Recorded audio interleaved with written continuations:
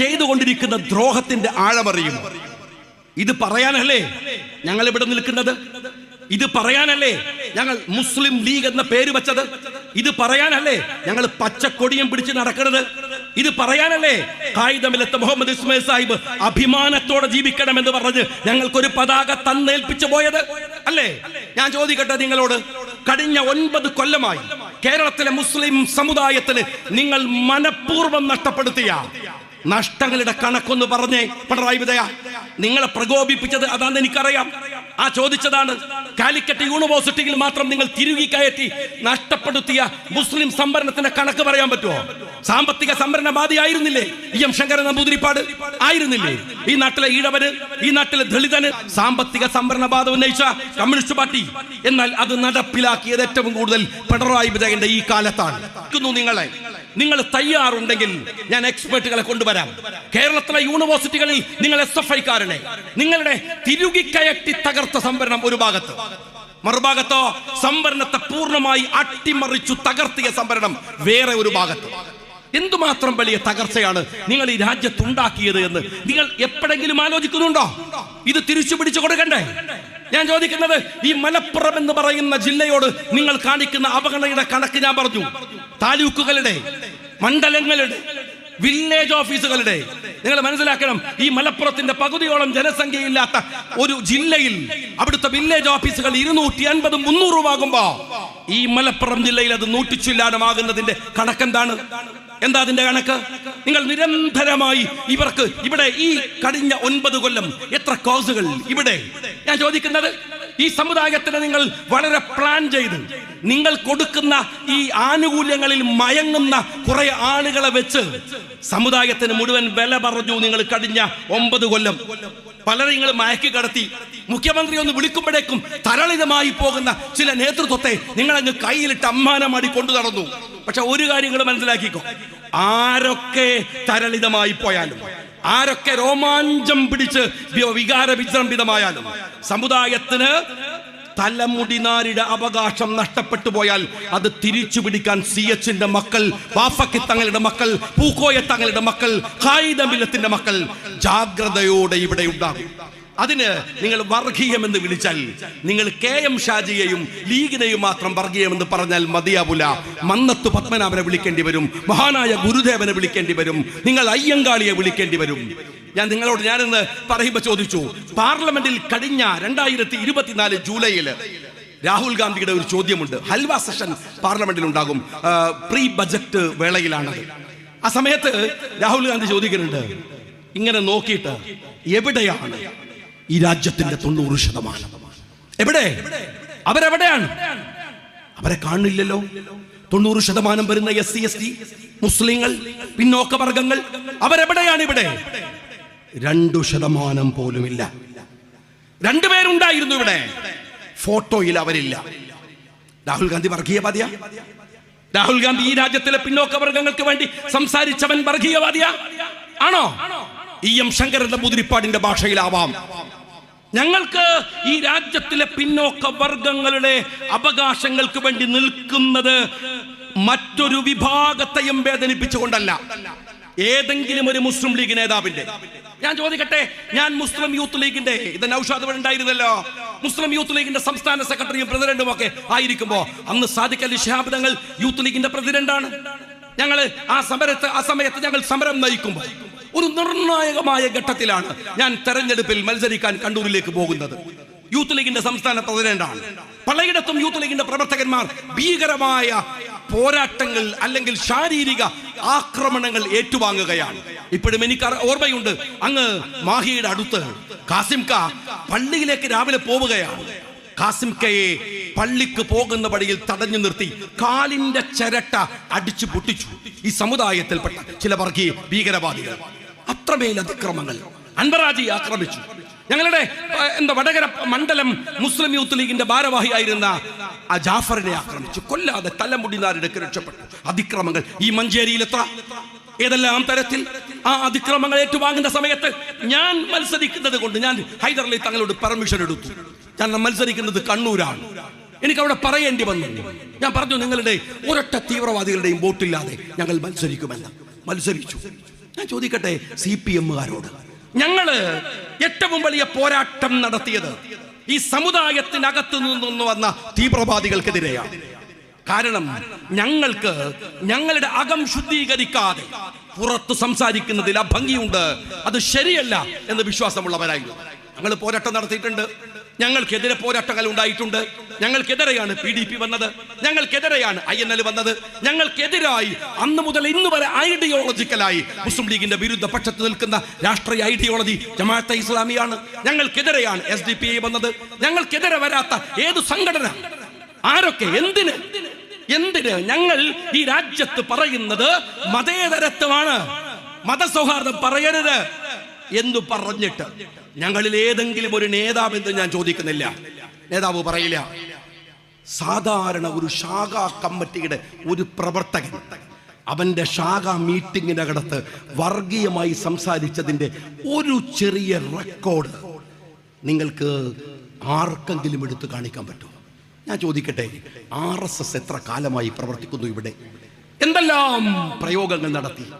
എന്നിട്ട് RSSന് മുസ്ലിം ലീഗിന്റെ ഏതെങ്കിലും ഒരു ശാഖയിലെ ഒരു ശാഖാ കമ്മിറ്റിയുടെ ഭാരവാഹി പറഞ്ഞ ഒരു വർഗീയ പ്രസംഗം പുറത്തു കൊണ്ടുവരാൻ ഇന്ന് വരെ സാധിച്ചിട്ടുണ്ടോ?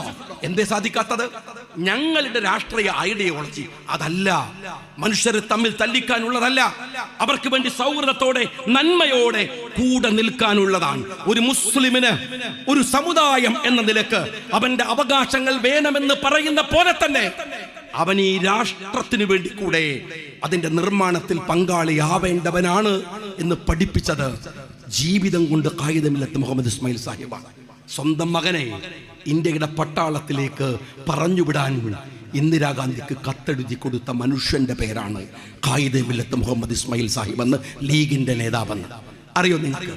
ഞങ്ങൾ അത്രമേൽ സുതാര്യതയോടെ കേരള രാഷ്ട്രീയത്തിൽ നിൽക്കുക ഞങ്ങളുടെ സമുദായത്തിന് വേണ്ടി പറഞ്ഞതാണ്. കുഴപ്പമെങ്കില് പിണറായി വിജയ, AK ബാലേട്ട, ഒരു കാര്യം മനസ്സിലാക്കിക്കോങ്ങള്, കൊക്കിലെ ശ്വാസം നിലക്കുന്നവരെ അത് പറഞ്ഞുകൊണ്ടേയിരിക്കും.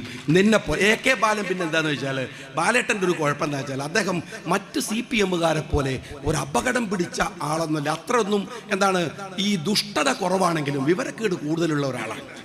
അതുകൊണ്ട് അദ്ദേഹം എന്താ ചെയ്യുക വെച്ചാൽ അദ്ദേഹം പിന്നെ ചിലപ്പോൾ സത്യം പറഞ്ഞു പോകും.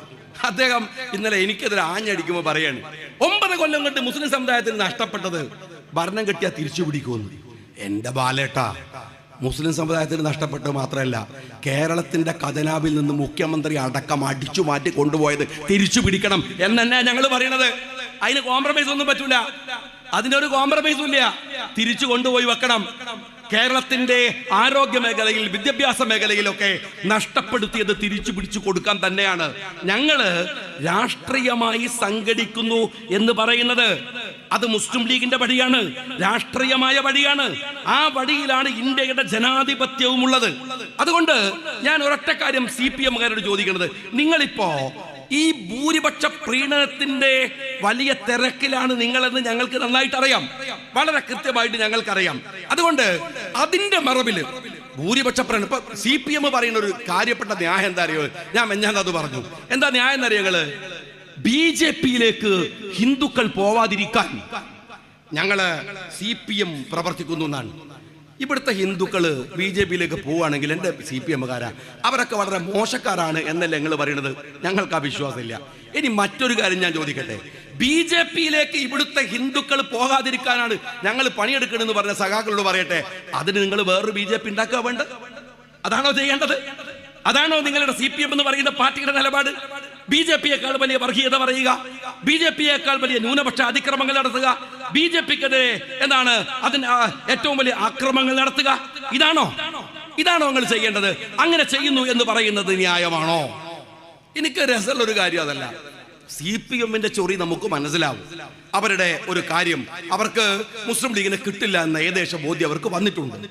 അങ്ങനെ കിട്ടില്ല എന്ന് വന്നപ്പോ പിന്നെ ലീഗിനെ ആക്ഷേപിക്കുക, വർഗീയമെന്ന് പറയലാണ് സുഖം. ഷാജി വർഗീയവാദിയാണെന്ന് പറഞ്ഞാൽ പിന്നെ ഷാജി ഒന്നും മിണ്ടൂല എന്നവരെ വിചാരം, പേടിച്ചിട്ട് മിണ്ടാതിരിക്കുന്നതാണ്. ആ പേടിയൊന്നുള്ള ആളുകളല്ല മുസ്ലിം ലീഗുകാർ. വർഗീയത പറഞ്ഞിട്ട് ഞങ്ങളിപ്പോ ആദ്യമായിട്ട് കേൾക്കാണ്. ഏത് CPM പറഞ്ഞപ്പോഴാണ് ഈ വർഗീയത. എന്റെ ചങ്ങായി 948 മുതൽ ഞങ്ങളിത് കേൾക്കാൻ തുടങ്ങിയതാണ്. കേട്ടിട്ട് തന്നെയാണ് ഞങ്ങൾ ഇവിടെ പ്രവർത്തിക്കാൻ തുടങ്ങിയത്. പ്രവർത്തിച്ചിട്ട് തന്നെയാണ് ഞങ്ങൾ എന്താണെന്ന് തെളിയിച്ചത്. അങ്ങനെ തന്നെയാണ് CPM-കാരാ ഞങ്ങളെ ഒരു മുന്നണിയിൽ കൂട്ടാൻ വേണ്ടി ആഫീസിന് മുമ്പിൽ നിങ്ങളടക്കമുള്ളവർ കാത്തുകെട്ടിക്കിടക്കുന്ന പൊതുരാഷ്ട്രീയത്തിലേക്ക് ഞങ്ങൾ വന്നത് പ്രവർത്തിച്ചിട്ടു തന്നെയാണ്. CPM-ന്റെ രാഷ്ട്രീയം ഞങ്ങൾക്ക് മനസ്സിലാകും. വേറെ ചില ആൾക്കാർക്ക് അതിനേക്കാൾ വലിയ ചോർച്ചിലാണ്. എന്താ അവർ പറയുന്നത് വെച്ചാൽ, ഞാൻ പ്രസംഗിക്കുന്ന സമയത്ത് വളരെ കൃത്യമായിട്ട് ഞാൻ പറഞ്ഞു, ഞാൻ വളരെ കൃത്യമായിട്ടാണ് ഞാൻ ആ കാര്യങ്ങൾ പറഞ്ഞത് എന്ന് വെച്ചാൽ പ്രിയമുണ്ട്. അമൃതാനന്ദമയിയെ പോയിട്ട് കെട്ടിപ്പിടിക്കുന്നു എന്ന് പറഞ്ഞ് സജി ചെറിയാൻ പിടിച്ചോണ്ടാണ്.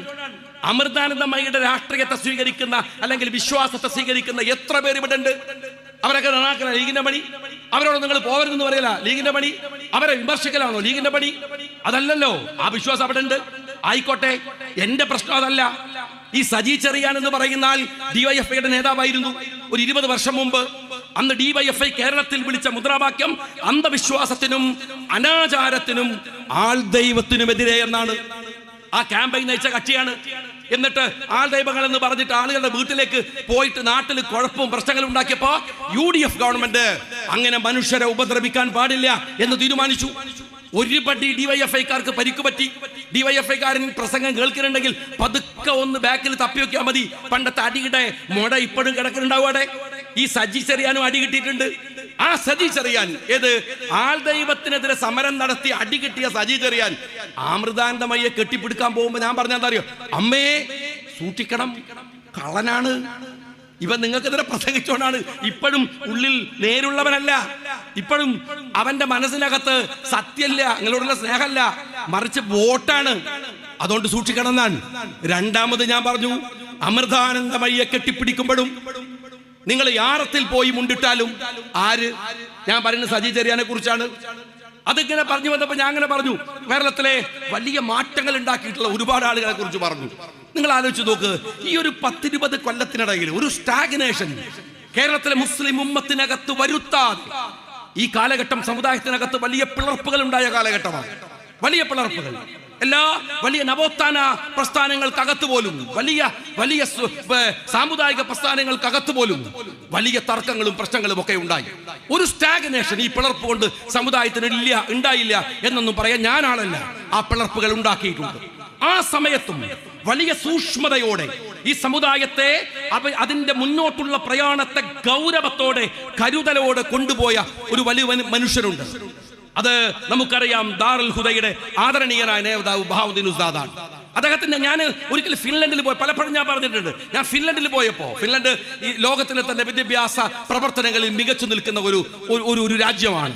അവിടെ ചെന്നപ്പോ MLA ആയിരിക്കുന്ന സമയത്ത് യാത്ര ചെയ്തപ്പോ അവിടുന്ന് അവര് പറഞ്ഞു, നിങ്ങളുടെ കേരളത്തിൽ നിന്ന് ഒരു പണ്ഡിതൻ ഇടയ്ക്കിടെ വരാറുണ്ട്. ഞാൻ അന്വേഷിച്ച് അവിടെയുള്ള ഒരു ഷംസീർ എന്ന് പറയുന്ന എൻ്റെ സുഹൃത്തിനോട് അന്വേഷിച്ചപ്പോഴാണ് അദ്ദേഹം പറയുന്നത്, ഉദ്യോഗസ്ഥന്മാർക്ക് അവിടുത്തെ ഓഫീഷ്യൽസിനെ അറിയില്ലായിരുന്നു. അത് പറഞ്ഞു, എന്നോട് ബഹാവുദ്ദീൻ ഉസ്താദ് അവിടെ പലതവണ വന്നിട്ടുണ്ട്. ലോകം മുഴുവൻ സഞ്ചരിച്ച് ആ മാറ്റങ്ങളെ കേരളത്തിലേക്ക് കൊണ്ടുവന്ന് വലിയ നേതൃത്വം കൊടുത്ത മഹാപണ്ഡിതൻ. ഞാനത് പറഞ്ഞു വരുമ്പോ പറഞ്ഞത് വേറൊരു കാര്യത്തിനാണ്. ഈ പുകഴ്ത്തലുകള്, ആളുകളെ പൊക്കിയടിക്കൽ, ഇതിനൊക്കെതിരെ ഈ അടുത്ത കാലത്ത് ബഹാവുദ്ദീൻ ഉസ്താദ് നടത്തിയിട്ടുള്ള ഒരു പ്രസംഗം ഉണ്ടായിരുന്നു. ആ പ്രസംഗത്തെ ഞാൻ കോട്ട് ചെയ്ത് പറഞ്ഞതാണ്. ഞാൻ പറഞ്ഞു, ഇതാണ് പണ്ഡിതൻ എന്ന് പറയുന്നത്, ഇതാണ് നേതാവ് എന്ന് പറയുന്നത്, ഇതാണ് ആലിം എന്ന് പറയുന്നത്. ഇസ്ലാമിൽ ഒരു ക്രൈറ്റീരിയ ഉണ്ട് ഇതിന്. എന്താണ്? അതിങ്ങനെയാണ്: അദബ്, ഇൽമ്, ഇബാദത്ത്. ഷാഫി ഇമാമ്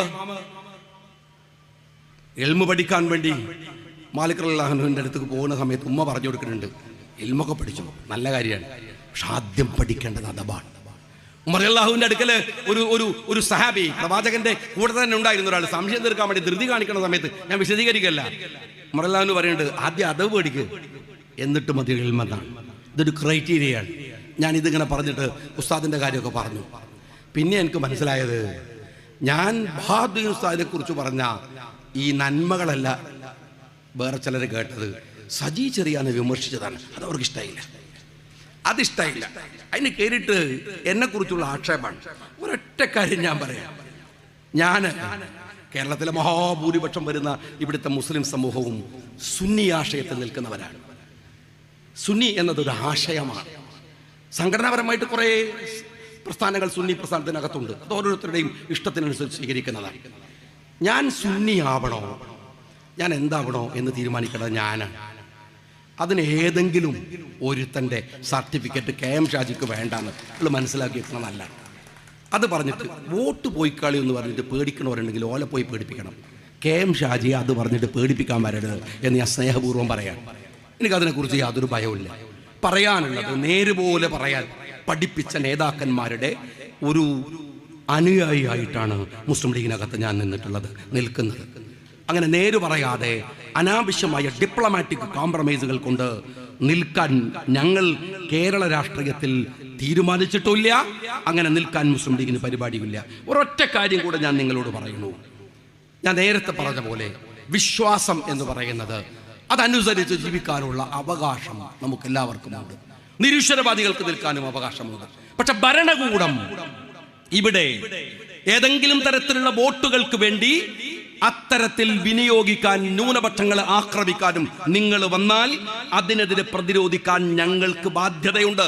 അത് ഞങ്ങൾ നിർവഹിക്കും. മുസ്ലിം ലീഗിന്റെ ഉത്തരവാദിത്വവും അതാണ്.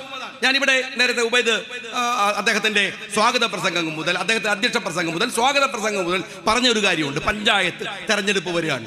ആ തെരഞ്ഞെടുപ്പിന് സജ്ജമാകുമ്പോൾ നിങ്ങൾ ആലോചിക്കണം, നിങ്ങൾ മുസ്ലിം ലീഗ് രാഷ്ട്രീയ പാർട്ടി എടുക്കുന്ന രാഷ്ട്രീയ സമീപനങ്ങളുടെ അംഗീകാരം കൂടിയാണ് തെരഞ്ഞെടുപ്പ് എന്ന് പറയുന്നത്. ആ തെരഞ്ഞെടുപ്പ് രാഷ്ട്രീയത്തിനകത്ത് ഈ രാജ്യത്തിന്റെ പുരോഗതിക്ക് വേണ്ടി ഉറച്ചു നിന്നുകൊണ്ട്, അതിനുവേണ്ടി പൊരുതി നിന്നുകൊണ്ട്, ഈ രാജ്യത്തിന്റെ സൗഹൃദത്തിന് വേണ്ടി നിന്നുകൊണ്ട്, മുസ്ലിം ലീഗ് എന്ന ഐഡന്റിറ്റിയെ ഉയർത്തിപ്പിടിച്ചുകൊണ്ട് ഞാൻ ഇന്ന് അവരോട് ചോദിച്ച ഒരു ചോദ്യമുണ്ട്. ഞങ്ങൾ പിന്നെന്തിനാണ് ലീഗ് ആവുന്നത്? ഞങ്ങൾ പിന്നെന്തിനാണ് ഈ പച്ചക്കൊടി പിടിക്കുന്നത്? ഞങ്ങൾ എന്തിനാണ് ഖായിദ മില്ലത്ത് മുഹമ്മദ് ഇസ്മായിൽ സാഹിബ് ഹോണറബിൾ എക്സിസ്റ്റൻസ് എന്ന് പറഞ്ഞ അഭിമാനകരമായി നിന്റെ വിശ്വാസത്തിനകത്ത് നീ ഉറച്ചു വിശ്വസിച്ചുകൊണ്ട് മറ്റുള്ളവരെ ഉൾക്കൊണ്ടുകൊണ്ട്. ഇന്ത്യയുടെ സെക്യുലാരിസത്തിന് ഒരു പ്രത്യേകതയുണ്ട്. CPM-കാരാ തനിക്കത് അറിയില്ല. താൻ യൂറോപ്യൻ സെക്യുലാരിസത്തെ ഫോളോ ചെയ്യുന്നവനാണ്. അവിടെ സെക്യുലാരിസം മതനിരാസമാണ്. ഇന്ത്യയിലെ സെക്യുലാരിസം മതനിരാസമല്ല. എന്താണെന്ന് അറിയുമോ? എന്റെ മതത്തിനകത്ത് ഞാൻ വിശ്വസിക്കാം അഭിമാനത്തോടെ, എന്നാൽ മറ്റൊരു മതത്തെയും ആക്ഷേപിച്ചുകൊണ്ടാവരുത്, അത് തള്ളിപ്പറഞ്ഞുകൊണ്ടാവരുത്, അത് മറ്റൊരു മതത്തിന്റെ മുകളിലും കുതിര കയറിക്കൊണ്ട് ആവരുത്, അത്. അതാണ് മുസ്ലിം ലീഗ് എന്നും ഉയർത്തിയിട്ടുള്ള മുദ്രാവാക്യം. ഒരു മതത്തിനെതിരെയും ഒരു ഹിംസാത്മകമായി അല്ലെങ്കിൽ ഒരു മോശപ്പെട്ട പദപ്രയോഗം മുസ്ലിം ലീഗ് പ്രവർത്തകന്റെ ഏതെങ്കിലും ഒരു നാവിൽ നിന്ന് വന്നാൽ അവൻ ലീഗിനകത്തുണ്ടാവില്ലെന്ന് പറയുന്നത് സയ്യിദ് സാദിഖ് അലി ശിഹാബ് തങ്ങളാണ്. ഇന്ത്യൻ യൂണിയൻ മുസ്ലിം ലീഗിന്റെ പോളിസിയാണ്. ഒരു സംശയവും അക്കാര്യത്തിൽ വേണ്ട. മറ്റുള്ളവന്റെ സങ്കടം ഏറ്റെടുക്കുന്നവൻ ജാതി നോക്കാതെ, മതം നോക്കാതെ. പക്ഷേ രാജ്യത്തിലെ ഒരു കാനേഷുമാരി എന്ന നിലയ്ക്ക് ഞാൻ ഒരു കാര്യം കൂടെ പറയട്ടെ. മുസ്ലിം ലീഗ് സമുദായത്തിന് വേണ്ടി വാദിക്കുന്നുവെങ്കിൽ അത് കേരളത്തിന്റെ എക്സൈസ് മന്ത്രിയുടെ ഭാര്യ, രാജേഷിന്റെ ഭാര്യ റഷീദ് കണിച്ചേരി എന്ന ഏത്തിസ്റ്റിന്റെ മകൾക്ക് കൂടി ഉള്ളതാണ്. നിങ്ങൾ മനസ്സിലാക്കണം, കേരളത്തിലെ എക്സൈസ് മന്ത്രിയുടെ മകൾ ജോലിയിലേക്ക് കയറുമ്പോഴും ഈ സംവരണത്തിന്റെ ആനുകൂല്യമാണ്. ഏതു സംവരണത്തിന്റെ? മുസ്ലിം സമുദായത്തിന് അനുവദിച്ച സംവരണത്തിന്റെ. എന്ന് പറഞ്ഞാൽ വിശ്വാസികളായ ആളുകൾ മാത്രം നിൽക്കുന്ന ഒരു കൂട്ടത്തിനെ അല്ല മുസ്ലിം ലീഗ് അഡ്രസ് ചെയ്യുന്നത്. സാമുദായികമായി അവർ ഈ രാജ്യത്തിന്റെ ഒരു അവയവമാണ്. അവർ കരുത്താർജിക്കണമെന്ന ലീഗിന്റെ പൊളിറ്റിക്കൽ ഐഡിയോളജിയാണ്. ഞാൻ ഒന്നുകൂടെ പറയട്ടെ പ്രവർത്തകന്മാരോട്, ഇത് മുസ്ലിം ലീഗിന്റെ രാഷ്ട്രീയ ഐഡിയോളജിയാണ്. ഇത് സാമുദായിക രാഷ്ട്രീയമാണ്.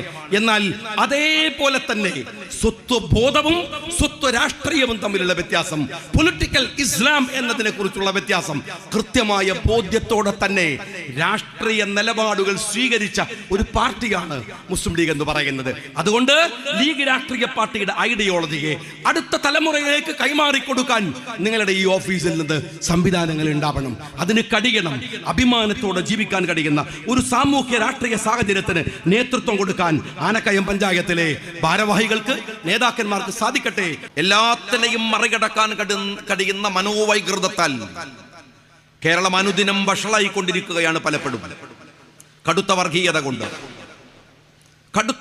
കൊണ്ട് ഇടതുപക്ഷം എന്ന് പറയുന്നത് നമ്മൾ ഈ കാണുന്ന LDF എന്ന് പറയുന്ന പോലെയുള്ള ഒരു സ്ട്രക്ചറിനല്ല. കേരളം തന്നെ മനുഷ്യപക്ഷത്ത് നിൽക്കുന്ന ഒരിടതാണ്. കൽപ്പറ്റ നാരായണൻ ഈ അടുത്ത് എഴുതിയതുപോലെ എനിക്കിഷ്ടം രാഹുൽ ഗാന്ധിയുടെ ഇടതുപക്ഷമാണ് എന്ന് പറയുകയുണ്ട്. ഇടതുപക്ഷം എന്നത് മനുഷ്യപക്ഷത്ത് നിൽക്കുന്നവരാണെങ്കിൽ ഇവിടുത്തെ മുസ്ലിം ലീഗ്, ഇവിടുത്തെ കോൺഗ്രസ്, ഇവിടുത്തെ ഒരുപടി പാർട്ടികൾ, CPI വരെ നിൽക്കാവുന്ന ഇടതുപക്ഷത്തിലെ പാർട്ടികൾ ആ ഇടതു വികാരത്തിന്റെ കൂടെ നിൽക്കുന്നവരാണ്. ഇന്ന് KN കുഞ്ഞമ്മദിന്റെ ഒരു ഇന്റർവ്യൂ. KN പറയുന്നുണ്ട്, ഇടതുപക്ഷമായിരുന്നു നമ്മളെങ്കിൽ ഇടതുപക്ഷത്തിനു ചേരാത്ത പലതും നാം ചെയ്തുകൊണ്ടേയിരിക്കുകയാണ്. വലതുപക്ഷത്തിന് പോലും വിചാരിക്കാൻ കഴിയാത്ത വൃത്തികേടുകൾ ഇടതുപക്ഷം കാണിച്ചുകൊണ്ടിരിക്കുകയാണ്. ഒരു മടിയുമില്ലാതെ. അതിന്റെ അംഗീകാരങ്ങൾ കിട്ടുന്നുണ്ട് കേരളത്തിന്. നിങ്ങൾ കണ്ടല്ലോ, മിനിഞ്ഞാന്ന് മുഖ്യമന്ത്രി ഡൽഹിയിലേക്ക് പോകുമ്പോ ആഭ്യന്തര മന്ത്രാലയത്തിൽ നിന്ന് ഇറങ്ങി വന്ന് മുഖ്യമന്ത്രിയോട് ചർച്ച ചെയ്യുന്നു. ആര്? അമിത്ഷാ. പത്രങ്ങൾ റിപ്പോർട്ട് ചെയ്യുന്നത് ആഭ്യന്തര മന്ത്രാലയത്തിന്റെ പുറത്ത് വിസിറ്റേഴ്സിനെ കാണുന്നത് ലോകരാഷ്ട്ര തലവന്മാരോടും പ്രതിനിധികളോട് പോലും അമിത്ഷാ ചെയ്തിട്ടില്ല എന്നാണ്. ലോകരാഷ്ട്രങ്ങളിൽ നിന്ന് വരുന്ന പ്രതിനിധികളോട് പോലും അമിത്ഷാ കാണിക്കാത്ത കാരുണ്യം ഇന്ത്യയിലെ ഇടതുപക്ഷത്തിന്റെ ഏക സ്റ്റേറ്റ് ഭരിക്കുന്ന CPM ഭരിക്കുന്ന കേരളത്തിലെ മുഖ്യമന്ത്രിയോട് എന്തേ കാണിക്കുന്നത്? അതിന്റെ രാഷ്ട്രീയം എന്താണ്? ആഭ്യന്തര മന്ത്രാലയത്തിൽ നിന്ന് അമിത്ഷാ പുറത്തു വന്ന് പിണറായിയെ കാണുന്നു. ഗഡ്കരി ഓഫീസിൽ നിന്ന് ഇറങ്ങി പിണറായിയെ ആദരിക്കുന്നു. പ്രൈം മിനിസ്റ്റർ മുഖ്യമന്ത്രിക്ക് വേണ്ട വിധത്തിൽ അദ്ദേഹത്തിന് സമയം കൊടുക്കുന്നു. ഇതെല്ലാം ഉണ്ട്. ഞാൻ ഈ അടുത്ത കാലത്ത് കേരളത്തിൽ വന്ന മാറ്റം ഞാനിങ്ങനെ ശ്രദ്ധിക്കുകയായിരുന്നു. അയ്യപ്പ സംഗമത്തിനകത്ത് കേരളത്തിന്റെ മുഖ്യമന്ത്രി പിണറായി വിജയന്റെ ഒരു പ്രസംഗമുണ്ട്. ഒരു ആധ്യാത്മിക പ്രസംഗം കേട്ടതുപോലെയാണ് അദ്ദേഹം അവസാനം നമുക്ക് തോന്നിയത്. എന്ത് ഗംഭീരമായ പ്രസംഗമായിരുന്നു. പിണറായി വിജയന്റെ ഒരുപാട് പ്രസംഗങ്ങളും ചീത്തവിളികളൊക്കെ നമ്മൾ കേൾക്കുന്നതാണല്ലോ. വലിയ ഒരു ആധ്യാത്മിക പ്രഭാഷണമായിരുന്നു അത്. അദ്ദേഹം പറയാണ്, നമ്മള് അദ്വൈതത്തിലേക്ക് മടങ്ങണം. ഞാൻ പറയട്ടെ, നല്ല കാര്യമാണ് അദ്ദേഹം പറഞ്ഞിട്ടുള്ളത്. അദ്ദേഹം അദ്വൈതത്തിലേക്ക് മടങ്ങുന്നതിനെ കുറിച്ച് ആലോചിക്കുകയാണ്. അങ്ങനെയെങ്കിലും അയാൾ ഒരു നല്ല മനുഷ്യനാവുകയാണെങ്കിൽ നമുക്ക് സന്തോഷമുള്ള കാര്യമാണ്. എന്നാൽ പിന്നെ നാട്ടിലെ കൊലയൊക്കെ നിന്ന് കിട്ടുമല്ലോ. കമ്മ്യൂണിസ്റ്റുകൾ മുഴുവൻ അതിലേക്ക് പോകുന്നതിൽ ഞങ്ങൾക്ക് വിഷമമൊന്നുമില്ല. കാരണം നല്ല കാര്യമാണ്, അദ്വൈതത്തിലേക്ക് പോകാൻ പോവുകയാണ്. പിണറായി വിജയന്റെ പ്രസംഗമാണ്. അതുകൊണ്ട് ഈ നാട്ടിലെ കൊലയും ഒക്കെ ഒരുപക്ഷെ അദ്ദേഹത്തിന് ഇങ്ങനെ ഒരു നിലപാട് നേരത്തെ വരുമായിരുന്നെങ്കിൽ TP കൊല്ലപ്പെടുമായിരുന്നില്ല. പക്ഷെ ഒരു കാര്യം CPM മനസ്സിലാക്കണം, കാക്ക കുളിച്ചാൽ കൊക്കാവില്ല. എഴുതി കൊടുത്ത പ്രസംഗം കൊണ്ട് അദ്വൈതത്തിലേക്ക് പോകാം, നിലപാടുകളിലേക്ക് പോകാം എന്ന് പിണറായി വിജയൻ വിചാരിക്കുന്നുവെങ്കിൽ നിങ്ങൾക്കത് സാധിക്കില്ല. കാരണം അത്രമേൽ നിങ്ങൾ ഈ ജനങ്ങളോട് തിരിച്ചു പറയേണ്ടുന്ന ഒരുപാട് രാഷ്ട്രീയമുണ്ട്. നിറകേടുകൾ എത്ര മനുഷ്യരുടെ ചോരയുണ്ട് നിങ്ങളുടെ കയ്യിൽ, എത്ര മനുഷ്യരുടെ സങ്കടമുണ്ട് നിങ്ങളുടെ കയ്യിൽ, എത്ര മനുഷ്യരുടെ പറ്റിച്ച പണമുണ്ട് നിങ്ങളുടെ കയ്യിൽ. ഞാൻ ഒരു കാര്യം മാത്രം നിങ്ങളോട് ചോദിക്കട്ടെ.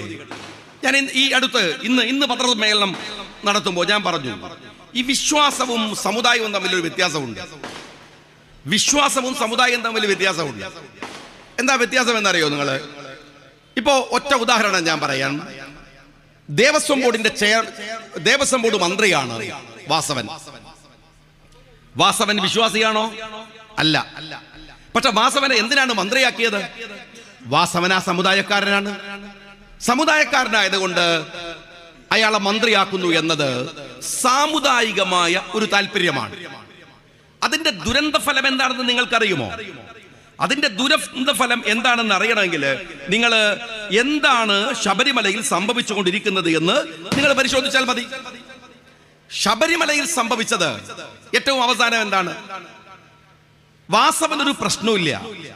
ശബരിമലയിൽ നിന്ന് സ്വർണം കളവ് പോയി, ചെറിയ കാര്യമാണ്. സ്വർണ്ണപ്പാളികൾ അടിച്ചുമാറ്റി. എങ്ങനെയാ വാസവന് പ്രശ്നം ഉണ്ടാവുക? നിങ്ങൾ ഇന്ന് കോടതിയിൽ രാവിലെ ചില ഊഹാഭോഹങ്ങൾ വന്നു. വൈകുന്നേരം കൃത്യമായി പറഞ്ഞു 123 പവൻ ഏകദേശം ആസിഡിൽ മുക്കി ഇവിടുന്ന് ശബരിമലയിൽ നിന്ന് കൊണ്ടുപോയ സ്വർണം, അടിച്ചു മാറ്റി കൊണ്ടുപോയ സ്വർണം നിങ്ങൾ മനസ്സിലാക്കണം.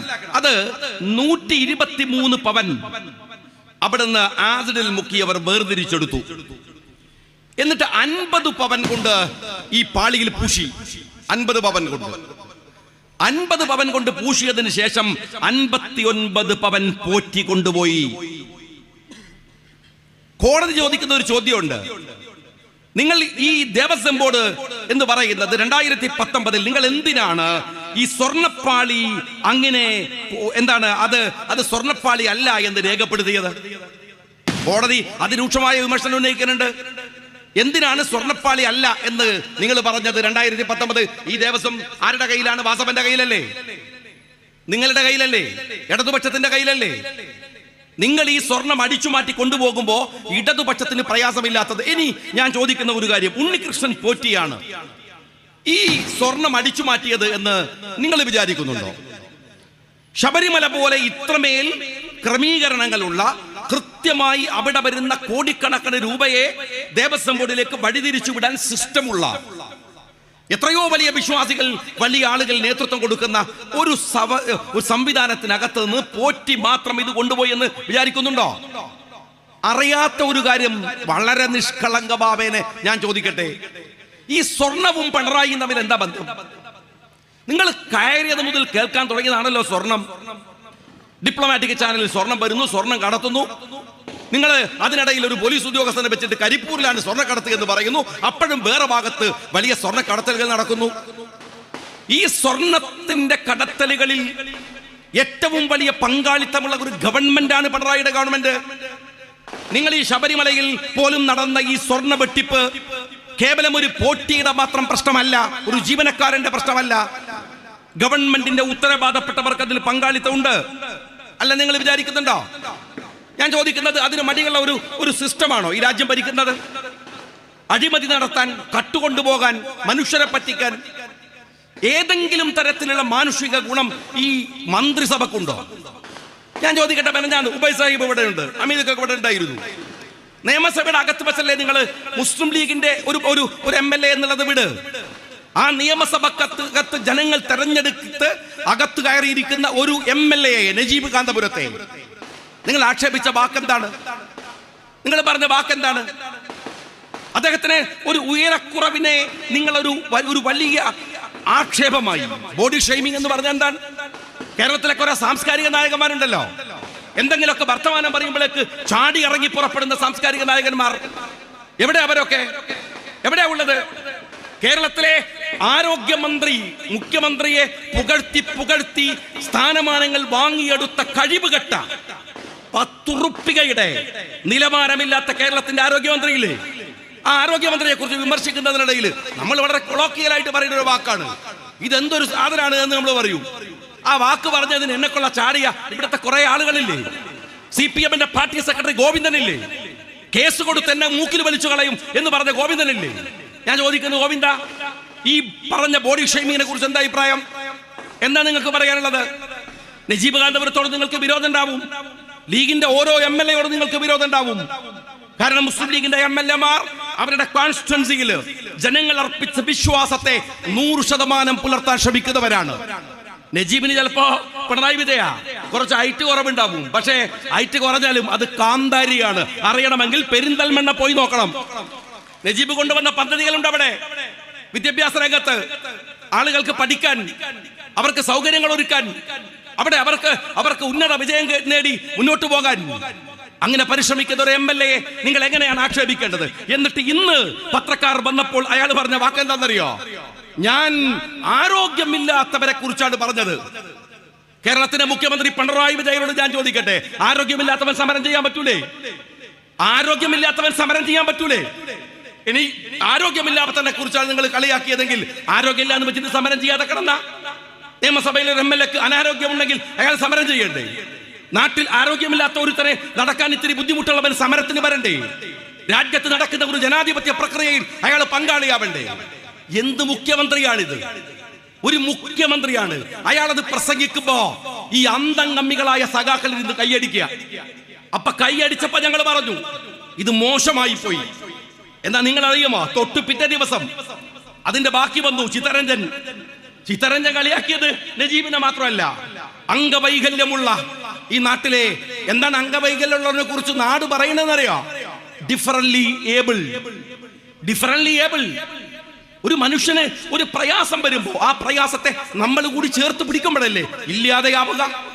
നടക്കാൻ വയ്യാത്ത ഒരാളെ നമ്മൾ ചേർത്ത് പിടിച്ച് അവന്റെ കൈ പിടിച്ച് നടത്തിക്കുമ്പോ, കണ്ണു കാണാൻ കഴിയാത്തവന് വേണ്ടി നമ്മൾ കാണുമ്പോ, ചെവി കേൾക്കാത്തവന് വേണ്ടി നമ്മൾ കേൾക്കുമ്പോ, അപ്പോഴല്ലേ നമ്മൾ മനുഷ്യരാവുക. കമ്മ്യൂണിസ്റ്റ് ആവുമെന്ന് എനിക്കറിയില്ല, മനുഷ്യരാവുക അപ്പോഴല്ലേ. എന്നിട്ടാണോ നടക്കാൻ വയ്യാത്തവനെ ഒരു MLA ചിത്തരഞ്ജൻ സഭയിൽ വെച്ച് ആക്ഷേപിച്ചത്? അത് കഴിഞ്ഞിട്ട് തൊട്ടപ്പുറം തന്നെ യു പ്രതിഭ എന്താ പറഞ്ഞത്? ഉദ്ഘാടനത്തിന് ആള് കൂടുന്നത് ഉടുത്തോം കഴിച്ചിട്ട് പോണതുകൊണ്ടാണ്. നിങ്ങൾ ആലോചിച്ച് നോക്ക്, എന്തൊരു നിലവാരം! എങ്ങനെയാ MLA-മാർക്ക് നിലവാരം ഉണ്ടാവുക? മൊല്ലാക്ക നിന്ന് മൂത്രമൊഴിച്ച കുട്ടികൾ നടന്നല്ലേ മൂത്രമൊഴിക്കുള്ളൂ. കേരളത്തിൽ നിലവാര തകർച്ചയുടെ അപ്പോസ്തലനായ പിണറായി കേരളം ഭരിക്കുമ്പോ ഇത്രയല്ലേ സഭയിൽ സംഭവിക്കുന്നുള്ളൂ എന്ന് വിചാരിക്കലാവും നല്ലത്. നിങ്ങൾ ആലോചിച്ച് നോക്കണം, എത്ര മോശമായി, എത്ര മ്ലേച്ഛമായി കേരളത്തിലെ ഒരു മുഖ്യമന്ത്രി പരസ്യമായി ഒരു സമൂഹത്തെ ആക്ഷേപിക്കുക, അപമാനിക്കുക, പരിഹസിക്കുക. എന്നിട്ട് ഇവിടുത്തെ സാംസ്കാരിക നായകന്മാർ ഒരു മുണ്ടാട്ടവും ഇല്ല, ഒരു വർത്താനവും ഇല്ല, അവരൊന്നും അറിഞ്ഞ മട്ടില്ല. ഞാൻ ചോദിക്കട്ടെ, നിങ്ങൾക്ക് ഉമ്മൻചാണ്ടി ഓർമ്മയുണ്ടോ സഖാക്കളെ? ഉമ്മൻചാണ്ടി അന്ന് ഡോക്ടർ മുനീർ സാഹിബാണ് കേരളത്തിലെ സാമൂഹ്യനീതി മന്ത്രി. സോഷ്യൽ വെൽഫെയർ എന്നായിരുന്നു പേര്. ആ പേര് സോഷ്യൽ വെൽഫെയർ. എന്നിട്ട് അതിനെ മുനീർ സാഹിബ് പേര് മാറ്റുന്ന സമയത്ത് ഞങ്ങളൊക്കെ അന്ന് നിയമസഭയിലുണ്ട്. ഞങ്ങൾ ചോദിക്കുന്നു, എന്തുകൊണ്ടാണ് അങ്ങനെ ഒരു പേരുമാറ്റൽ? അവര് പറഞ്ഞു, അന്ന് ഗവൺമെന്റിന്റെ ഒരു നിലപാട് വ്യക്തമാക്കിക്കൊണ്ട് സഭയിൽ മുനീർ സാഹിബ് നടത്തിയ ഒരു പ്രസംഗമുണ്ട്. ഉമ്മൻചാണ്ടി എൻഡോസ് ചെയ്ത ഒരു പ്രസംഗം. അതിൽ അദ്ദേഹം പറയുന്നുണ്ട്, അങ്ങനെ അവരുടെ വെൽഫെയർ ഒന്നുമല്ല, നമ്മളെന്തോ ഒരു കാരുണ്യം ഈ നാട്ടിലെ വികലാംഗർക്ക് ചെയ്തു കൊടുക്കുകയാണ്, അല്ലെങ്കിൽ ഡിഫറൻറ്റ്ലി ഏബിളായ ആളുകൾക്ക് ചെയ്തു കൊടുക്കുകയാണ്. അങ്ങനെ ഒരു കാരുണ്യം പറ്റേണ്ടവരൊന്നുമല്ല അവര്. അതവരുടെ അവകാശമാണ്, അവരുടെ നീതിയാണ്. അതുകൊണ്ട് സോഷ്യൽ ജസ്റ്റിസ് എന്ന് ആ സർക്കാർ അതിന്റെ നല്ല പേര് മാറ്റി. അതൊരു കാഴ്ചപ്പാടാണ്. അന്ന് ഉമ്മൻചാണ്ടി സാറ് മുനീർ സാഹിബിന് ഏറ്റവും കൂടുതൽ ഫണ്ട് കൊടുത്ത ഒന്ന് നിങ്ങൾക്കറിയാം, കോക്ലിയർ ഇംപ്ലാന്റേഷൻ ആണ്. നമ്മുടെ മക്കൾ ചിലപ്പോൾ നിങ്ങൾ കാണുന്നില്ലേ, നമ്മുടെ നാട്ടിലൊക്കെ സംസാരിക്കാൻ കഴിയാത്ത കുറെ ആളുകൾ, പാപങ്ങൾ അല്ലേ, ചെറിയ കുഴപ്പം കൊണ്ട് അത് പരിഹരിക്കാൻ കഴിയുന്നത്. ചെറിയ ഒരു വയസ്സിൽ 10 അല്ലെങ്കിൽ ഒരു 5 വയസ്സിൽ ഒരു 15 വയസ്സിന്റെ മുമ്പ് സംസാരിക്കാനാവില്ല എന്ന് നിങ്ങൾ കണ്ടുപിടിച്ചാൽ 99% അത് കോക്ലിയറിന്റെ പ്രശ്നമാണ്.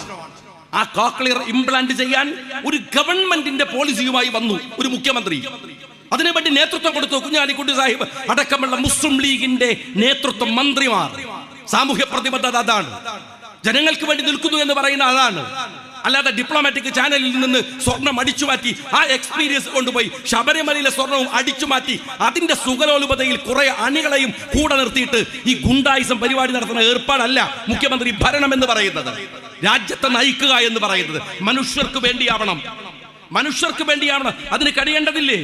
അതിന് കഴിയുന്നതിന് പകരം നിങ്ങൾ മറ്റുള്ളവർ ആക്ഷേപിച്ച, ഞാൻ ദീർഘമായിട്ട് പറയുന്നില്ല, ഞാൻ എന്നെ കുറിച്ച് 2-3 ദിവസമായി ഞാനത് വളരെ കൃത്യതയോടെ ഞാനത് പറഞ്ഞു പോയത് കൊണ്ട് വിശദീകരിക്കാൻ ഞാൻ നിൽക്കുന്നില്ല. ബഹുമാനായ കുഞ്ഞാലിക്കുട്ടി സാഹിബ് നേരത്തെ അവിടുന്ന് പറഞ്ഞു, ഞങ്ങള് വളരെ കൃത്യമായി ഈ നാട്ടിൽ സൂക്ഷിച്ച് നിർവഹിക്കുന്ന ഒരു ഉത്തരവാദിത്തമാണ് രാഷ്ട്രീയ പ്രവർത്തനം. എന്തുകൊണ്ടെന്നറിയുമോ? നിങ്ങൾ എപ്പോഴും അപകടപ്പെടുത്താൻ ഇടമുള്ള ഒരു മേഖലയാണ് ഞങ്ങൾ കൈകാര്യം ചെയ്യുന്നത് എന്ന് ഞങ്ങൾക്കറിയാം. അതുകൊണ്ട് വളരെ സൂക്ഷ്മതയോടെ. നിങ്ങൾക്കറിയുമോ, ഈ മൈനോറിറ്റി എന്ന് പറയുന്നത്, ആ മൈനോറിറ്റി ഇന്ത്യയുടെ മാത്രം പ്രശ്നമല്ല. ലോകത്തിലെ എല്ലാ രാജ്യങ്ങളിലും മൈനോറിറ്റി ഉണ്ട്. ഭാഷാ മൈനോറിറ്റി ഉണ്ട്, മതപരമായ മൈനോറിറ്റി പലതരത്തിലുണ്ട്. ഇവരെയൊക്കെ ബാധിക്കുന്ന പ്രശ്നങ്ങൾ പലതരത്തിലുണ്ട്. UN ചാർട്ടറുകൾ പരിശോധിക്കും നിങ്ങൾ. ആ UN ചാർട്ടറുകളിൽ പറയുന്നുണ്ട് എങ്ങനെയാണ് മൈനോറിറ്റിയെ ക്രിയേറ്റീവായി പരിവർത്തിപ്പിച്ചെടുക്കേണ്ടത്. നിങ്ങൾ മനസ്സിലാക്കണം, മുല്ലപ്പൂ വിപ്ലവം കഴിഞ്ഞ് ആ രാജ്യത്ത് നിന്ന് ഒരു പ്രതിനിധി അഹമ്മദ് സാഹിബിനെ വന്ന് കാണുന്നുണ്ട്. അഹമ്മദ് സാഹിബിനോട് ചോദിക്കുന്നുണ്ട്, നിങ്ങൾ ഇന്ത്യൻ യൂണിയൻ മുസ്ലിം ലീഗിന്റെ കർമ്മപദ്ധതികളെ, പ്രവർത്തന മണ്ഡലങ്ങളെ പഠിക്കാൻ വന്നവരാണ്. എന്തിനാ പഠിക്കാൻ വരുന്നത്? ഇത് യുണീക്കായ, ലോകത്തിൽ ഒരിടത്തും കാണാത്ത, രാഷ്ട്രത്തോട് ചേർന്ന് നിൽക്കുന്ന ഒരു കർമ്മ രീതിയാണ് മുസ്ലിം ലീഗ്. അങ്ങനെയാണ്. ഇതാ ഈ നേരത്തെ നേതാക്കന്മാര് പറഞ്ഞല്ലോ, ഈ ആനക്കയത്ത്, ഈ മലപ്പുറത്തിന്റെ പ്രാന്തഭാഗങ്ങളിൽ ഞങ്ങളുടെ പ്രിയപ്പെട്ട നേതാവ് CH മുഹമ്മദ് കോയ സാഹിബ് പ്രസംഗിച്ചു തുടങ്ങുന്ന ഒരു സമയമുണ്ട്. ആ മാപ്പിളയോടാണ് സംസാരിക്കുന്നത്. ഏതു മാപ്പിള?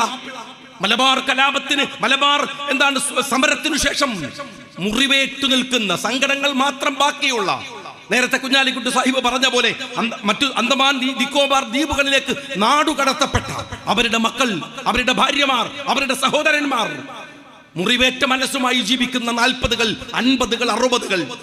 അവിടെയാണ് മുസ്ലിം ലീഗ് അതിന്റെ പ്രവർത്തനം ആരംഭിക്കുകയാണ്. CH അവരോട് പറഞ്ഞത്, ഇത് നിങ്ങളുടെ നാടാണ്, നിങ്ങളുടെ നാട്. നിങ്ങൾക്ക് അവകാശങ്ങൾ ചോദിക്കാൻ അവകാശമുണ്ട്.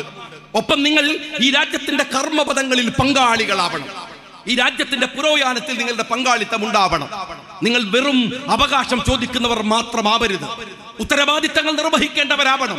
റോഡുണ്ടാക്കിക്കോളൂ, പാലമുണ്ടാക്കിക്കോളൂ, സ്കൂൾ ഉണ്ടാക്കിക്കോളൂ എന്ന് പറഞ്ഞവരെ പഞ്ചായത്തുകളിൽ മത്സരിപ്പിച്ച്, നിയമസഭയിൽ മത്സരിപ്പിച്ച്, പാർലമെന്റിൽ മത്സരിപ്പിച്ച് ഉത്തരവാദിത്ത ബോധമുള്ളവരാക്കി മാറ്റിയത് അവർ കേവലം രാജ്യത്തിന്റെ പുരോഗതിയിൽ കൂടെ പങ്കാളികളാവുന്നത് വഴി ഈ നാട്ടിലെ എല്ലാ സമുദായങ്ങളുമായി അവർക്ക് സംസാരിക്കാൻ, സംവദിക്കാൻ, ഇടപെടാൻ അവസരമുണ്ടാകുന്ന രാഷ്ട്രീയ പ്രക്രിയയുടെ ഭാഗമായിട്ടാണ്. നിങ്ങൾ UN ചാർട്ടറിൽ പറയുന്ന ഒരു കാര്യമുണ്ട്, മൈനോറിറ്റി സംഘടിക്കുമ്പോ മൈനോറിറ്റി അവർക്ക് ആത്മവിശ്വാസം ഉണ്ടാകും വിധത്തിലും, എന്നാൽ അതുപോലെ രാജ്യത്തിന്റെ പുരോഗതിയിലും ഒരുപോലെ ഉത്തരവാദിത്തം നിർവഹിക്കുന്നവരാവണം.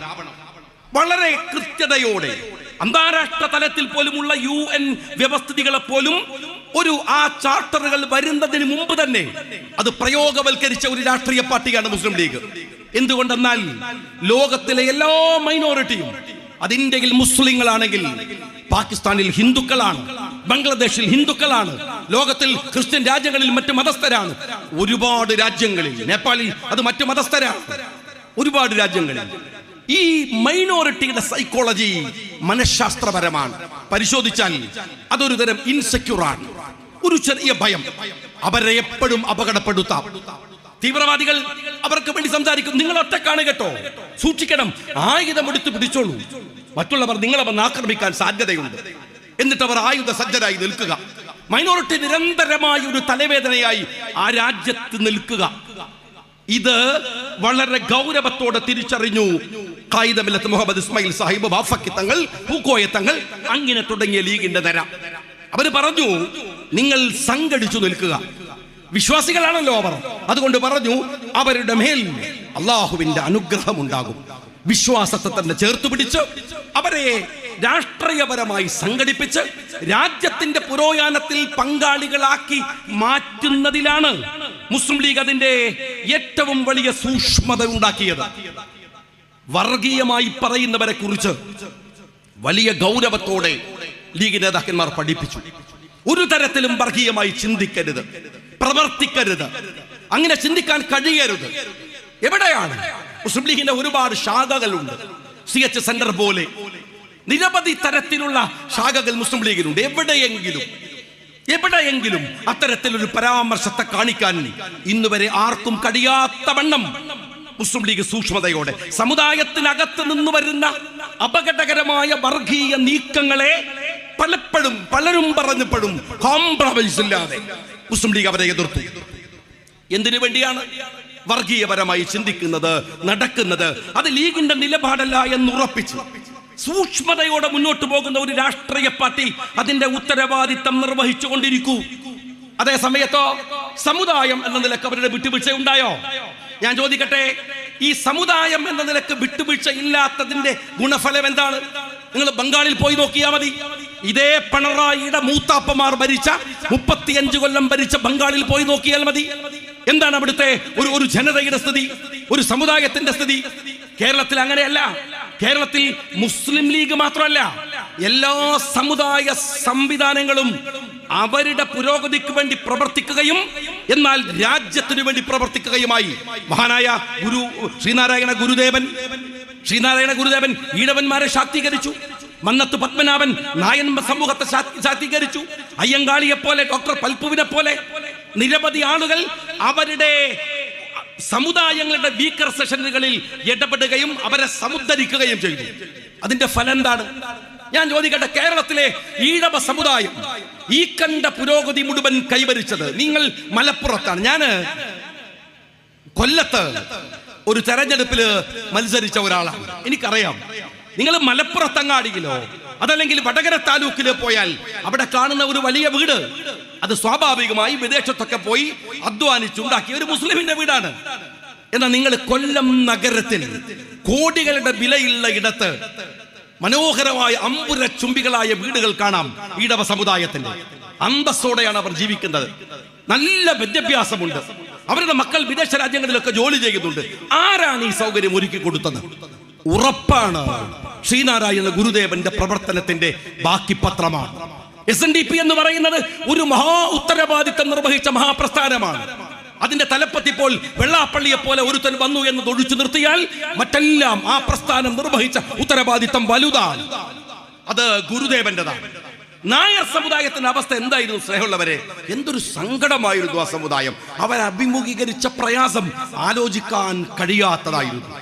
ആ നായർ കമ്മ്യൂണിറ്റി അന്തസ്സു വാങ്ങിക്കൊടുത്തത്, അതിന് നേതൃത്വം കൊടുത്തത് മനത്തു പത്മനാഭനാണ്. ഞാൻ CPM-കാരോട് ചോദിക്കട്ടെ, നിങ്ങൾ നേതൃത്വം കൊടുത്ത് രക്ഷപ്പെടുത്തിയ ഒരു സമുദായത്തെ, ഒരു വിഭാഗത്തെ നിങ്ങൾക്ക് പറയാൻ കഴിയും? പിണറായിയുടെ കുടുംബത്തെക്കുറിച്ചല്ല ഞാൻ ചോദിക്കുന്നത്, സമുദായത്തെക്കുറിച്ചാണ്. സമുദായത്തെക്കുറിച്ചാണ് നിങ്ങൾ രക്ഷപ്പെടുത്തിയ. നിങ്ങൾ പറയില്ല EMS ഭയങ്കര സംഭവമാണ്. എന്ത് സംഭവം സഹോദരന്മാരെ? എന്ത് സംഭവം? എവിടുത്തെ സംഭവം? ഞാൻ അറിയാണ്ട് ചോദിക്കുകയാണ്.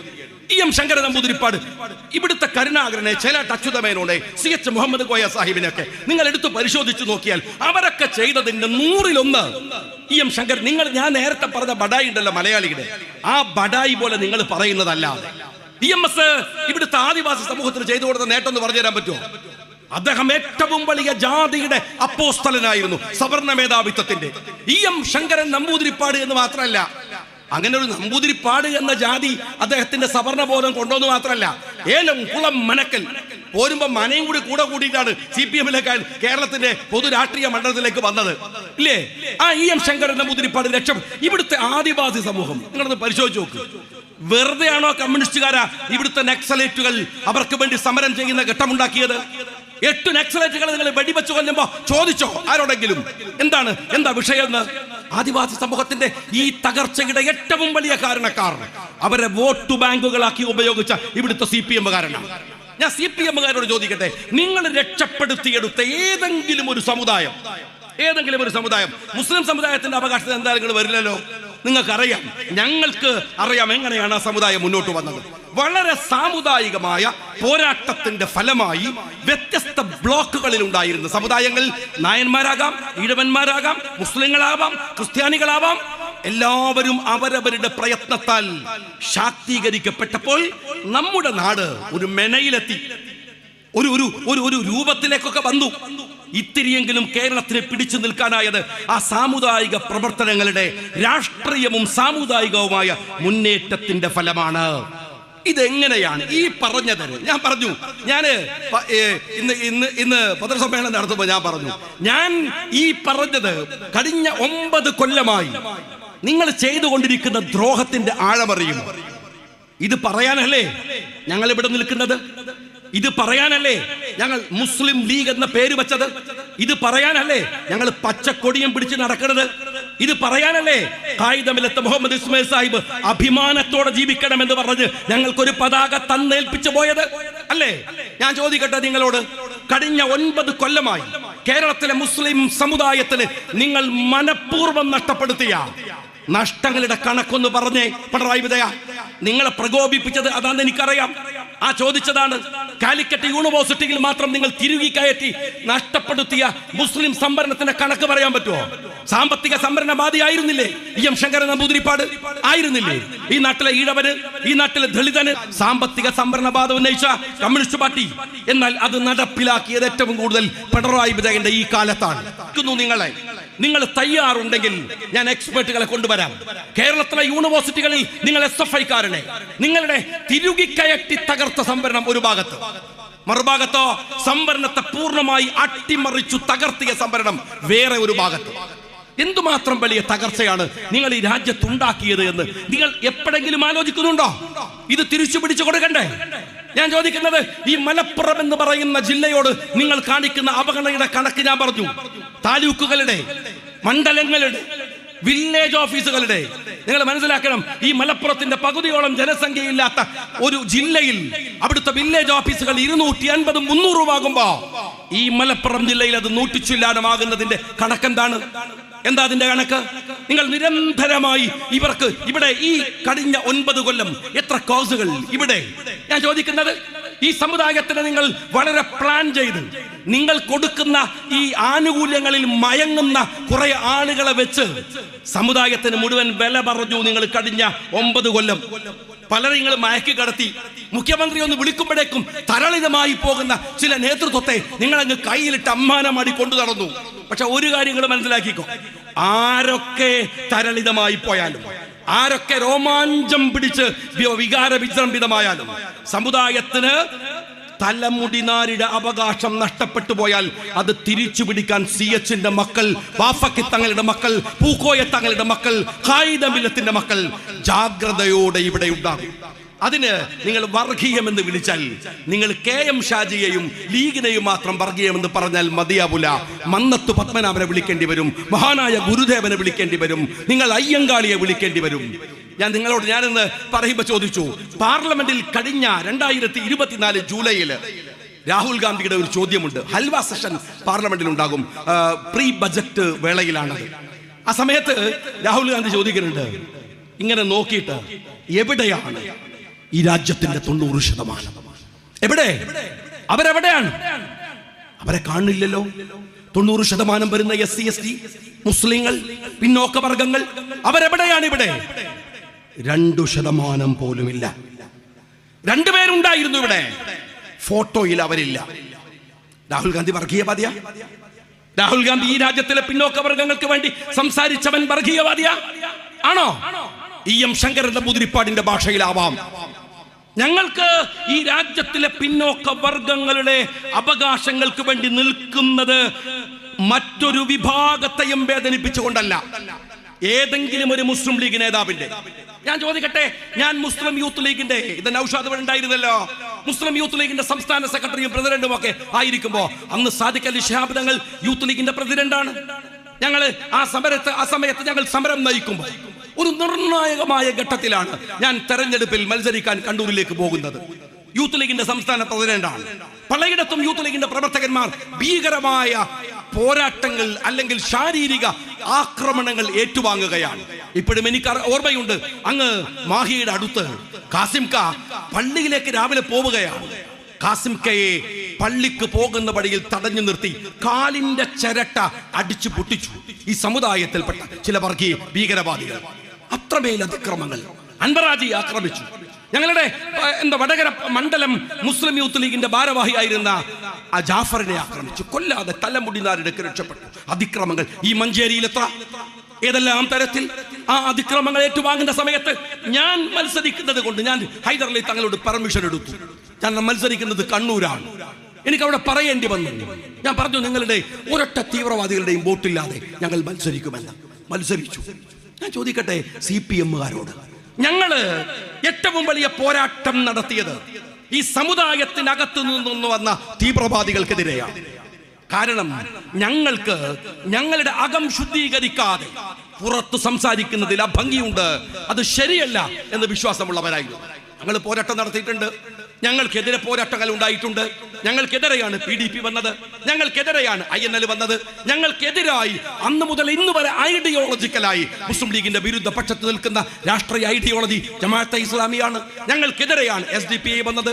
ഞങ്ങൾക്കെതിരെ വരാത്ത ഏത് സംഘടന, ആരൊക്കെ, എന്തിന് ഞങ്ങൾ ഈ രാജ്യത്ത് പറയുന്നത് മതേതരത്വമാണ്, മതസൗഹാർദ്ദം പറയരുത് എന്ന് പറഞ്ഞിട്ട് ഞങ്ങളിൽ ഏതെങ്കിലും ഒരു നേതാവ് എന്ന് ഞാൻ ചോദിക്കുന്നില്ല, നേതാവ് പറയില്ല. സാധാരണ ഒരു ശാഖാ കമ്മിറ്റിയുടെ ഒരു പ്രവർത്തകൻ അവന്റെ ശാഖാ മീറ്റിംഗിനകത്ത് വർഗീയമായി സംസാരിച്ചതിന്റെ ഒരു ചെറിയ റെക്കോർഡ് നിങ്ങൾക്ക് ആർക്കെങ്കിലും എടുത്തു കാണിക്കാൻ പറ്റുമോ? ഞാൻ ചോദിക്കട്ടെ, RSS എത്ര കാലമായി പ്രവർത്തിക്കുന്നു ഇവിടെ? എന്തെല്ലാം പ്രയോഗങ്ങൾ നടത്തി. എന്നിട്ട് RSSന് മുസ്ലിം ലീഗിന്റെ ഏതെങ്കിലും ഒരു ശാഖയിലെ ഒരു ശാഖാ കമ്മിറ്റിയുടെ ഭാരവാഹി പറഞ്ഞ ഒരു വർഗീയ പ്രസംഗം പുറത്തു കൊണ്ടുവരാൻ ഇന്ന് വരെ സാധിച്ചിട്ടുണ്ടോ? എന്തേ സാധിക്കാത്തത്? ഞങ്ങളുടെ രാഷ്ട്രീയ ഐഡിയോളജി അതല്ല, മനുഷ്യരെ തമ്മിൽ തല്ലിക്കാനുള്ളതല്ല, അവർക്ക് വേണ്ടി സൗഹൃദത്തോടെ നന്മയോടെ കൂടെ നിൽക്കാനുള്ളതാണ്. ഒരു മുസ്ലിമിന് ഒരു സമുദായം എന്ന നിലക്ക് അവന്റെ അവകാശങ്ങൾ വേണമെന്ന് പറയുന്ന പോലെ തന്നെ അവൻ ഈ രാഷ്ട്രത്തിന് വേണ്ടി കൂടെ അതിന്റെ നിർമ്മാണത്തിൽ പങ്കാളിയാവേണ്ടവനാണ് എന്ന് പഠിപ്പിച്ചത് ജീവിതം കൊണ്ട് ഖായിദ മില്ലത്ത് മുഹമ്മദ് ഇസ്മായിൽ സാഹിബാണ്. സ്വന്തം മകനെ ഇന്ത്യയുടെ പട്ടാളത്തിലേക്ക് പറഞ്ഞുവിടാൻ ഇന്ദിരാഗാന്ധിക്ക് കത്തെഴുതി കൊടുത്ത മനുഷ്യന്റെ പേരാണ് ഖായിദ മില്ലത്ത് മുഹമ്മദ് ഇസ്മായിൽ സാഹിബ് എന്ന്, ലീഗിന്റെ നേതാവെന്ന്. അറിയോ നിങ്ങൾക്ക്? ഞങ്ങൾ അത്രമേൽ സുതാര്യതയോടെ കേരള രാഷ്ട്രീയത്തിൽ നിൽക്കുക ഞങ്ങളുടെ സമുദായത്തിന് വേണ്ടി പറഞ്ഞതാണ്. കുഴപ്പമെങ്കിൽ പിണറായി വിജയ, AK ബാലേട്ട, ഒരു കാര്യം മനസ്സിലാക്കിക്കോങ്ങള്, കൊക്കിലെ ശ്വാസം നിലക്കുന്നവരെ അത് പറഞ്ഞുകൊണ്ടേയിരിക്കും. നിന്നെപ്പോ AK ബാലൻ പിന്നെ എന്താന്ന് വെച്ചാൽ, ബാലേട്ടൻ്റെ ഒരു കുഴപ്പം എന്താ വെച്ചാൽ അദ്ദേഹം മറ്റ് CPM-കാരെ പോലെ ഒരു അപകടം പിടിച്ച ആളൊന്നുമല്ല. അത്രയൊന്നും ഈ ദുഷ്ടത കുറവാണെങ്കിലും വിവരക്കേട് കൂടുതലുള്ള ഒരാളാണ്.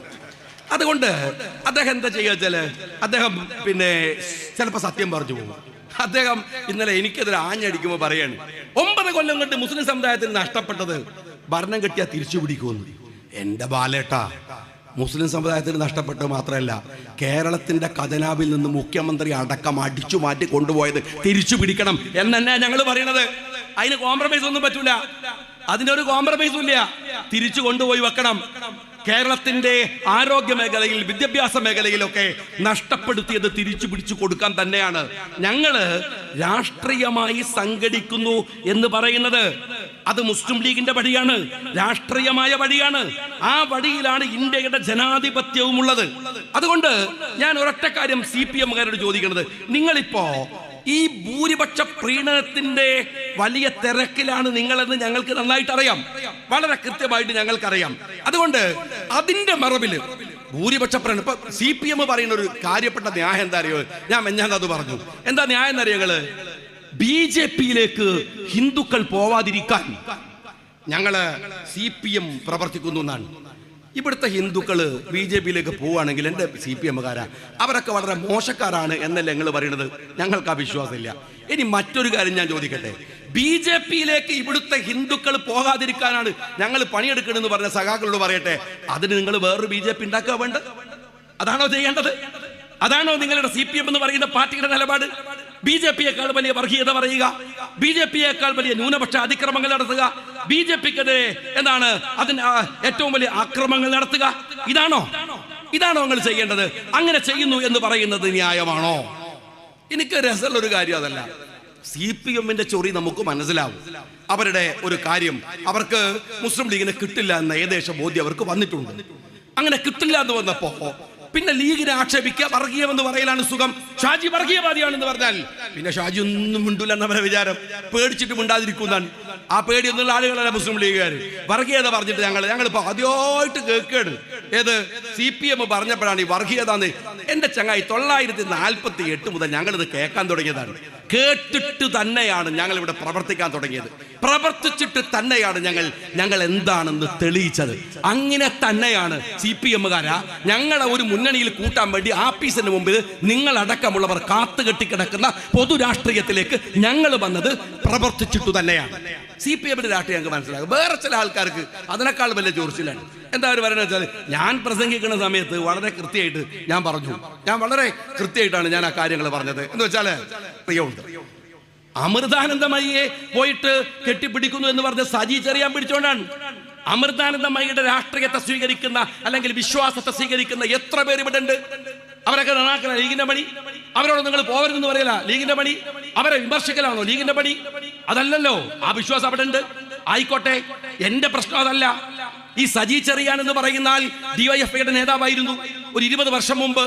അന്ന് DYFI കേരളത്തിൽ വിളിച്ച മുദ്രാവാക്യം അന്ധവിശ്വാസത്തിനും അനാചാരത്തിനും ആൾ ദൈവത്തിനുമെതിരെ എന്നാണ്.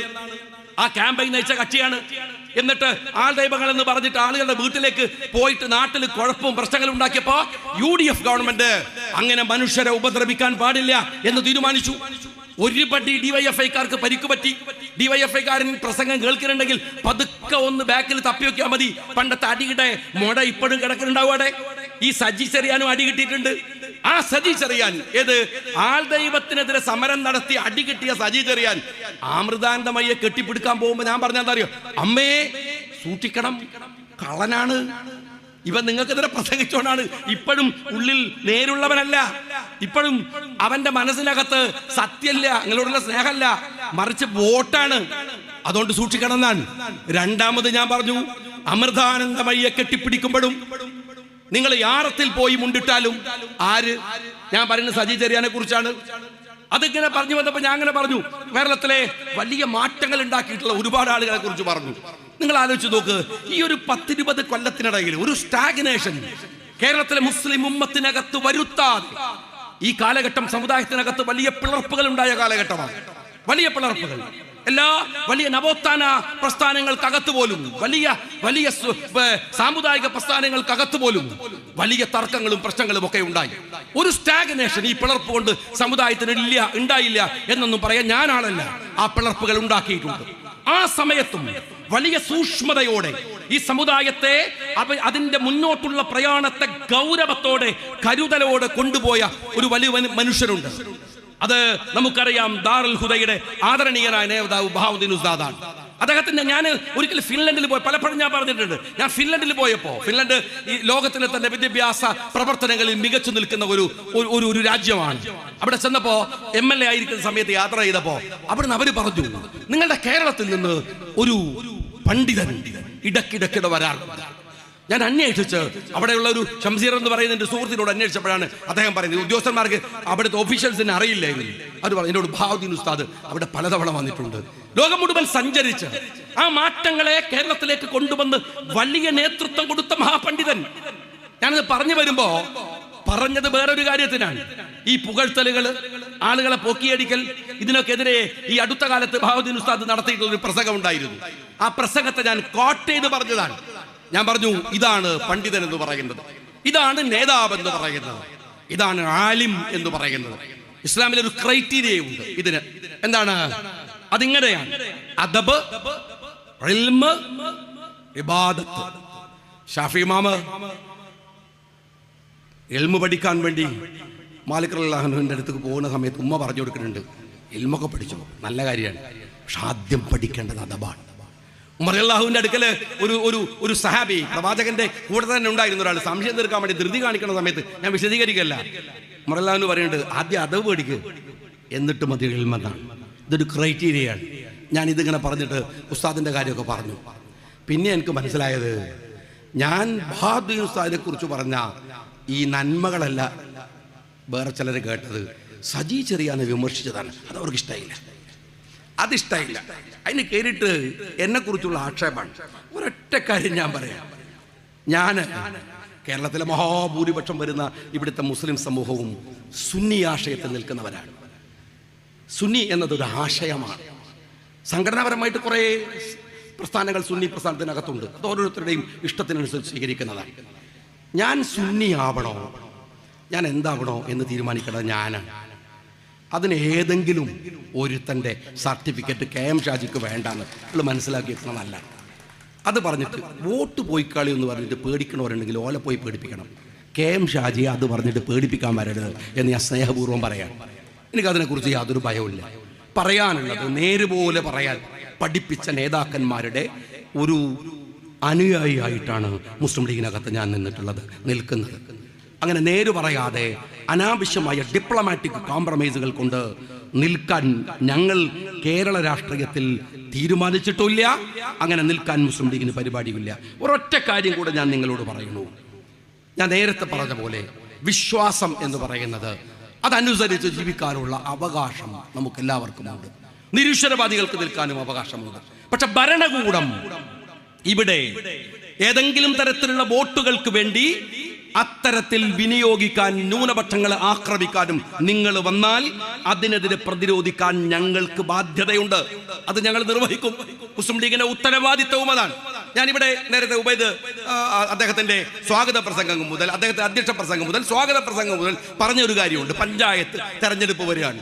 ആ തെരഞ്ഞെടുപ്പിന് സജ്ജമാകുമ്പോൾ നിങ്ങൾ ആലോചിക്കണം, നിങ്ങൾ മുസ്ലിം ലീഗ് രാഷ്ട്രീയ പാർട്ടി എടുക്കുന്ന രാഷ്ട്രീയ സമീപനങ്ങളുടെ അംഗീകാരം കൂടിയാണ് തെരഞ്ഞെടുപ്പ് എന്ന് പറയുന്നത്.